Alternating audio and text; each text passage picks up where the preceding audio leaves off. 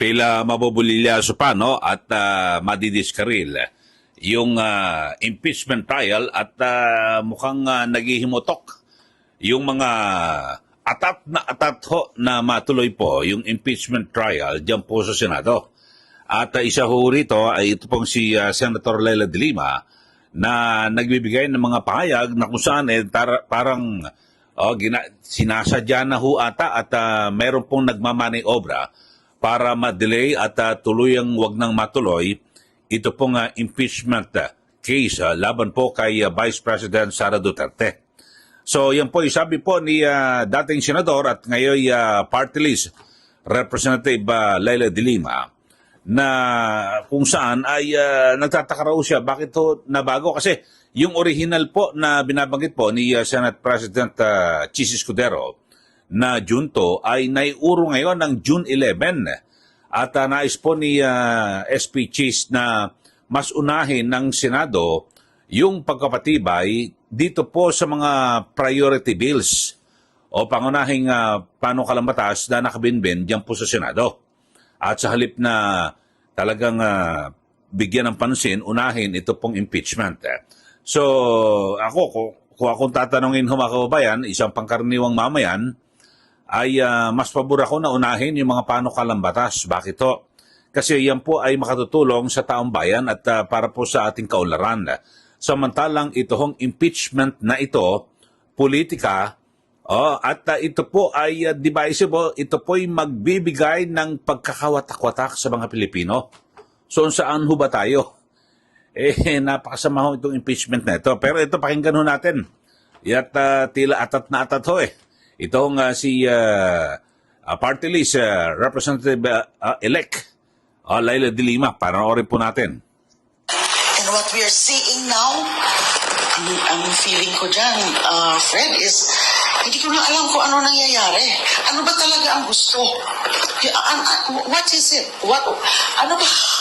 Bakit marami pang mga nagiging balakid dyan sa impeachment? Nandyan na nga. At magiging ready ang prosecution kapag matuloy na talaga yan. And then look at the latest development. They're supposed to already have that proceedings on June 2 when Congress resumes after the election break. Yes. And then how come? Minove na naman. Riniset, pinostone. Reset to February June 11. And that is, ano na yun? The sine die, adjournment already. So what are they, ano ba ang, nila?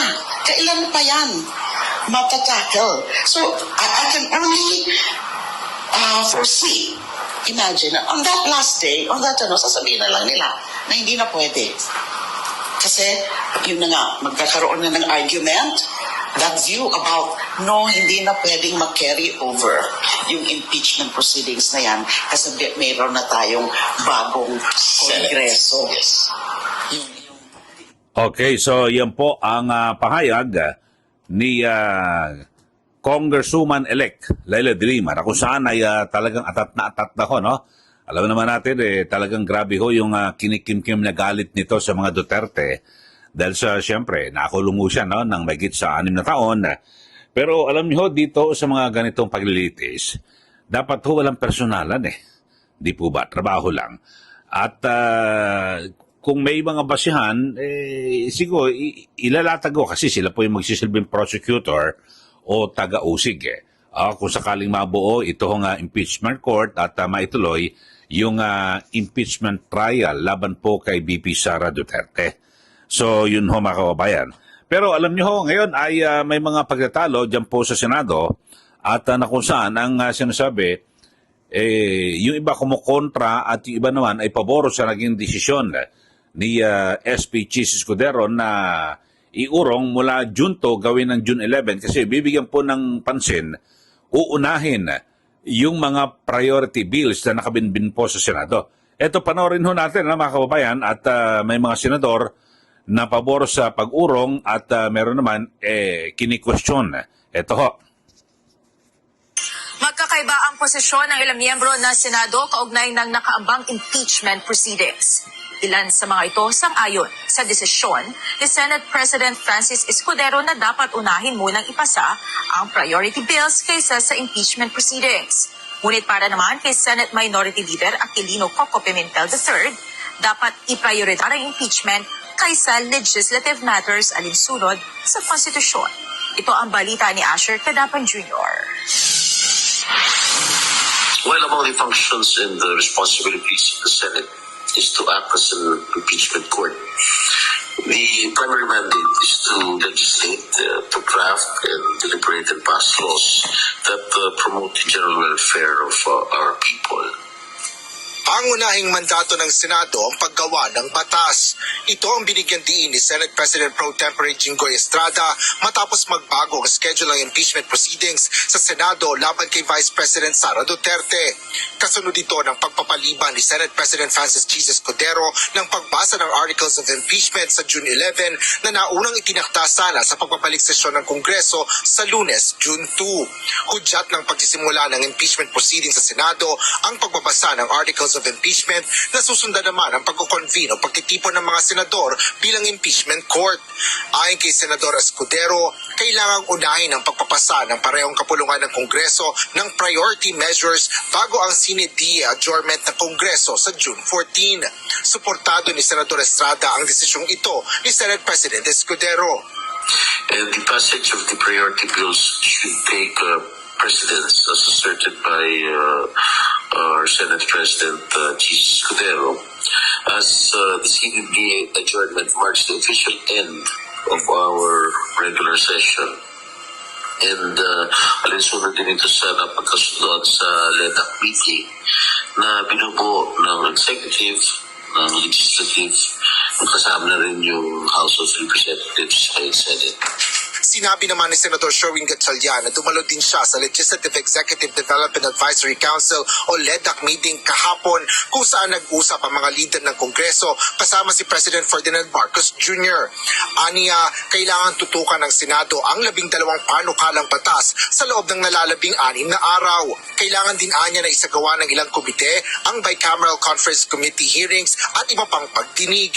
Dahil dito, payag si Gatchalian na ilaan ng Senado ang susunod na 2 linggo para tapusin ang natitirang bills at iba pang legislative priorities bago ito magpalit bilang impeachment court.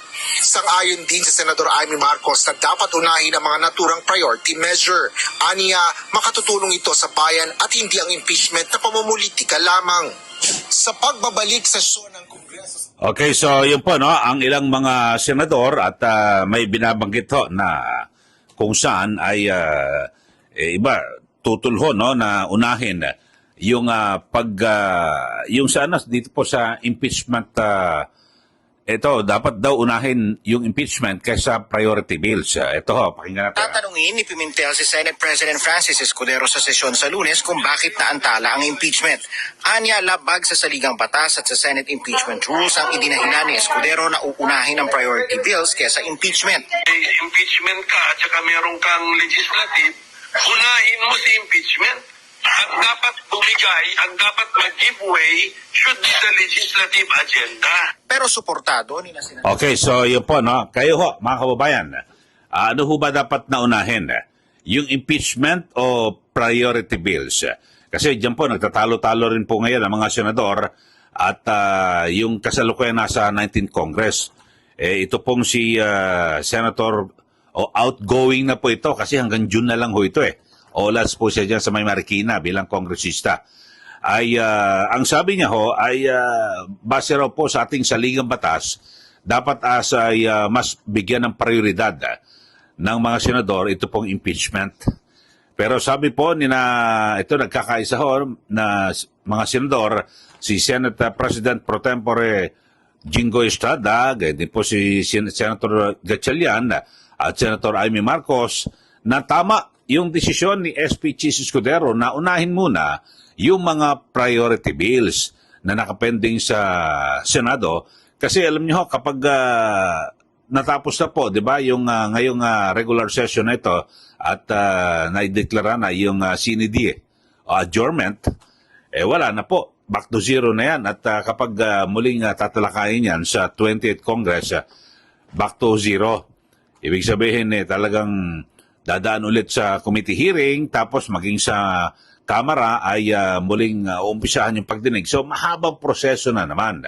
So, yun po, mga kababayan, ang binabanggit ng ilang mga senador. Bagamat may ilang mga prosecutor ang atat na atat at gusto na pong matuloy, maumpisahan na itong impeachment trial laban po kay BP Sara Duterte. At di ba sa mga nakaraang araw ay sunod-sunod yung kanilang ipinalalabas na mga pahayag, dokumento, di umano sa confidential funds ni BP Sara Duterte na itong mga pangalan ang lumalabas ho na ginamit. Pero alam niyo ho, kung tutusin, kasi ginagawa ho nila, no, nabasihan din yung paglilitis sa korte. Pero kung ganyan na mga hindi pa nga ho nagsisimula ang pagdinig o paglilitis, at actually hindi pa ho nakakabuo eh. Hindi pa nabubuo yung impeachment court, pero marami ng mga kuda at binabanggit yung mga kung ano-ano mga sinasabing ebidensya na magdidiindi umano kay BP Sara Duterte sa confidential funds. Ano ba tawag doon? Subjudice ba yan o kung ano man na nilalabas na ho kagad nila. Wala pa nga ho yung paglilitis eh. Wala pa ho yung impeachment court at hindi pa ho nabubuo. So yun ho. Kayo ho, anong gusto nyo ho? Unahin yung priority bills o unahin yung impeachment trial? Ako ho, mas gusto ko siguro yung impeachment trial. Isang tabi na yan. Di ba? At unahin mga kababayan ay ito mga priority bills. Kaya nga priority, dapat binibigyan po ng pangunahing pansin ng ating mga mababatas para mabilis na mapagtibay ang nasabing batas. Kasi alam niyo naman ho, yung mga ganyang panukala ay wala namang ihahain yan kung hindi po mahalaga para sa taong bayan. So, kasi malapit na, sayang ho baka kapag hindi po naaprubahan, di ba? Kinakailangan na para mapakinabangan ho ng taong bayan, di ba? Yung ganyan mga pangunakalang batas para maging ganap na batas. So, yun lang ho. Sa kabuuan na ating vlog ho ngayon ay yung mga senador, hindi na po sila nagkakatugma-tugma ng kanilang panaw, pero mukhang ang reklamo lang naman ito pong si outgoing Senate Minority Leader Coco Pimentel. Hanggang June 30 na lang po siya ng tanghali at balik na po siya sa pagiging sibilyan, pagiging pangkaraniwang mamayan dahil sa wala na po siya, hindi na po siya senador at tumakbong kongresista sa Marikina ay hindi po siya pinalad. So, yung si Congresswoman-elect, Laila de Lima, na magsisilbi rin umanong prosecutor, ay atat na rin.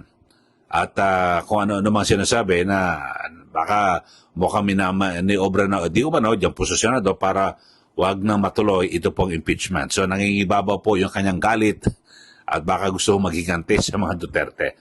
Okay, maraming salamat ho sa inyong pagsubaybay dito po sa ating palatuntunan. Sa mga hindi pa ho nakakapag-subscribe, paki-subscribe na po.